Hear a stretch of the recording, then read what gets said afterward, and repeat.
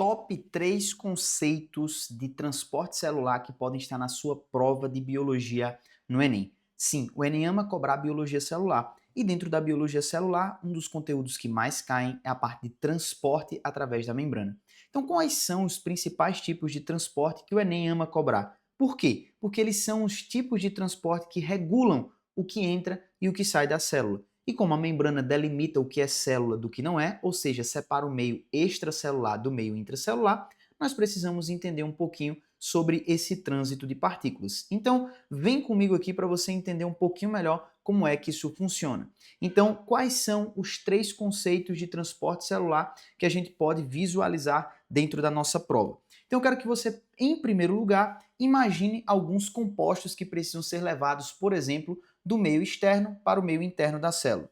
Então imagine que eu tenho aqui oxigênio no meio, tá certo? Então eu vou começar com essa figura, tá? Com essa figura interpretativa aqui para a gente conseguir entender, tá? Então vem aqui comigo para esse slide, eu acho que eu vou deixar ele maior porque vai ficar mais fácil de você entender. Olha só que coisa maravilhosa e linda. Então eu tenho aqui o oxigêniozão, ele está muito mais concentrado fora da célula do que dentro da célula. Então, em padrões de concentração, eu posso representar ele dessa forma aqui, tá certo? Então eu tenho uma maior concentração fora da célula e uma menor concentração no interior da célula, tranquilo? Então, quando eu olho para o oxigênio, eu vejo uma molécula que é considerada apolar. Ela não tem carga, porque eu tenho aí a conexão entre dois átomos de um elemento químico igual. Então as cargas se anulam, ok? Então eles vão tracionar, vão puxar os elétrons para mais perto de si de uma forma muito parecida, tranquilo? O que é que vai acontecer? Quando eu tenho um elemento apolar, eu vou lembrar que a minha membrana plasmática, então isso daqui, ó, é a membrana plasmática, tá certo? Então eu vou desenhar aqui, ó, para você perceber membrana, tá? Então esse coisinha verde aí seria a delimitação da membrana. Aqui eu tenho meio extracelular e aqui eu tenho meio intracelular, tranquilo? Então a gente consegue perceber esses 3 componentes espaciais aqui dentro da nossa figura. Vale a pena a gente lembrar que a estrutura da membrana plasmática ela constitui na sua matriz, na composição de fosfolipídios que estariam dispostos desta maneira. Então, as pernas hidrofóbicas que não se relacionam com a água ou com elementos polares estariam voltadas para dentro. Então, concorda comigo que esse meio todinho aí da membrana plasmática, ele é essencialmente o quê? Ele é essencialmente apolar. Então, como lá na química semelhante se relaciona com semelhante, como esta minha molécula ela é apolar, ela vai ter uma afinidade de passar diretamente por entre os componentes da membrana plasmática, já que a sua essência, a sua maior parte é também apolar, tranquilo? Então, o que é que acontece? Por ter uma afinidade com a estrutura da membrana, eu vou visualizar um ponto muito importante, que é o quê? Uma passagem direta deste componente molecular através da membrana, seguindo o seu fluxo de concentração. O que é esse fluxo de concentração? Sair de onde tem mais para onde tem menos. Então lembra lá quando você está estudando para um curso específico no Enem.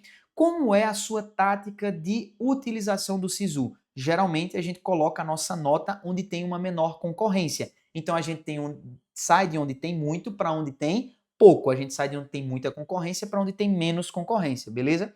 Então esse seria o padrão geral de transporte. Então o que é que está acontecendo? Esse é o gradiente. O que é um gradiente? É a correnteza. Então se eu estou nadando a favor da correnteza, eu quase não vou fazer esforço porque a própria correnteza vai fazer o esforço para mim. Então vejam só, nós temos aqui, portanto, 3 características. A primeira delas, um elemento que tem afinidade com a matriz da membrana, que no caso é a polar. Segundo, é um elemento que vai seguir um fluxo direto através da membrana. E terceiro, ele vai seguir o fluxo da correnteza, que é sair de onde tem mais para onde tem menos. Sai de uma zona de alta pressão da água para uma zona de baixa pressão e assim por diante. Então, a gente tem um fluxo ali da correnteza saindo de onde tem muito para onde tem pouco, escoando ali para onde tem menos. Então, este fluxo que nós acabamos de descrever, e aí eu quero trazer isso aqui como um adendo, certo? Quando eu tenho um fluxo relacionado com o soluto, tá? Porque eu estou falando aqui de um soluto, que é o oxigênio, ele está dissolvido aí no fluido, que é o sangue, no caso. Então, quando eu tenho um soluto se deslocando a favor da correnteza, que é de onde tem mais para onde tem menos, eu tenho um processo tranquilo, ou seja, a favor da correnteza, tudo tranquilo. Então, esse processo ele vai ser passivo, ou seja, se ele é tranquilo, eu não gasto energia. Para você ir com a correnteza, você não gasta tanta energia do que se você estivesse nadando contra a correnteza.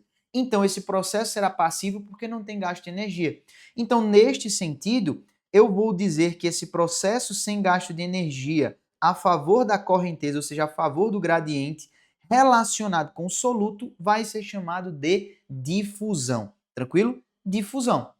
Como esta difusão está acontecendo diretamente através da membrana, eu falo, portanto, de uma difusão simples. Não tem nada de complicado nesse processo. Então, aqui eu estou vendo o processo de difusão, ou seja, um soluto passando através da membrana de forma passiva, ou seja, sem gasto de energia, porque está a favor da correnteza, de onde tem mais para onde tem menos, eu tenho o processo de difusão. Essa difusão será uma difusão simples porque eu não tive qualquer fator complexo aí envolvido ou nenhum ajudante também envolvido neste processo. Então a gente teria aí a difusão simples, tá? Então veja que a difusão simples ocorre com elementos que são essencialmente apolares ou que tenham um tamanho molecular bem pequeno e possam aí atravessar a membrana de alguma forma, tranquilo? Segundo tipo de transporte que o Enem ama cobrar da gente, também é um processo de difusão. Por quê? Eu estou falando de algo que está dissolvido, estou falando de um processo que é a favor da correnteza, então sai de onde tem muito para onde tem pouco, porém, pela característica da molécula, ela não passa diretamente pela membrana plasmática. Então ela precisa de um auxílio. Aí a gente chega aqui, ó. Esse roxinho nada mais é do que uma proteína, tá certo? Uma proteína carreadora. O que danado é uma proteína carreadora, professor? É um transportador, certo? É um transportador, beleza? Então essa proteína ela é uma transportadora. Vamos imaginar um outro componente molecular aqui, ó. Imagine a glicose, certo? Então a famosa glicose, o açuquinha que chegou lá na tua corrente sanguínea, precisa entrar na célula para ela quebrar esse açúcar e produzir energia a partir da respiração celular, tranquilo? O que é que vai acontecer aqui, bebê, nesse quesito? Olha só para mim aqui. Se eu tenho uma concentração maior fora da célula, né, como a gente viu, então a concentração está maior fora e menor dentro, o que é que vai acontecer? O sentido de difusão seria a favor deste gradiente, a favor dessa correnteza. Então a glicose deveria passar de onde tem muito para onde tem pouco tranquilamente. Certinho até aqui? Beleza, professor. Mas por que que eu não vou ter uma difusão simples? Porque a danada da glicose não passa direto através da membrana. Ela precisa de um facilitador desse transporte. Então eu preciso de uma proteína que auxilie este processo de transporte, colocando a glicose para dentro da célula. Então, por isso eu vou chamar este processo também de difusão, ok? É uma difusão porque eu tenho um soluto, um componente que está passando de onde tem mais para onde tem menos, porém agora ele precisa do auxílio de um transportador. Então agora eu tenho uma difusão facilitada. Do mesmo jeito que a primeira, por ser uma difusão, eu estou a favor da correnteza, eu não tenho qualquer gasto de energia com este processo, tranquilo? Então continua sendo um processo passivo, obedecendo a esta máxima que nós delimitamos aqui no início da conversa, tranquilo? Então você já não esquece mais disso aqui. Isso aqui é o ouro do ouro, você pode resolver qualquer questão de biologia celular envolvendo transporte com esse quadrinho que eu estou desenhando para você aqui e nunca mais você vai esquecer desse desenho, tá? Porque eu mesmo nunca esqueci depois que eu aprendi com o meu professor de biologia celular, tranquilo? E para a gente finalizar a conversa, nós temos um terceiro e último tipo de transporte. Qual seria este terceiro e último tipo de transporte que pode ocorrer? É um transporte que, na verdade, está envolvido sim com um gasto de energia. Mas por que, professor? Porque agora ele vai estar nadando contra a correnteza. E é aqui que eu quero que você entenda uma coisa muito importante. esse tipo de transporte ele está acontecendo para manter uma diferença específica que é necessária na célula, tá? Então é como se eu tivesse empurrando pessoas para um lado e para o outro, porque eu preciso que essa diferença de pessoas continue sendo mantida, tá? Então isso vai gerar esforço da minha parte, eu vou gastar energia para empurrar essas pessoas para o canto que elas não querem ir, mas isso é necessário para uma realidade específica da célula. Então vamos pensar aqui no seguinte: pensa comigo no sódio, o Na+, e pensa comigo no potássio, o K+, certo? A concentração desses lindões, ela obedece à seguinte máxima: o sódio é mais concentrado, ou seja, tem uma maior concentração fora da célula, enquanto dentro ele está menos concentrado. Ao passo que o potássio vai estar mais concentrado dentro da célula e menos concentrado fora, tá? Então veja aí que a concentração deles está invertida. Por um processo normal, seguindo a máxima do soluto e a correnteza de passar de onde tem mais para onde tem menos, o que é que deveria acontecer nesse caso? O sódio deveria passar para o interior da célula, certo? Por difusão, e o potássio deveria sair da célula por difusão. Tranquilo?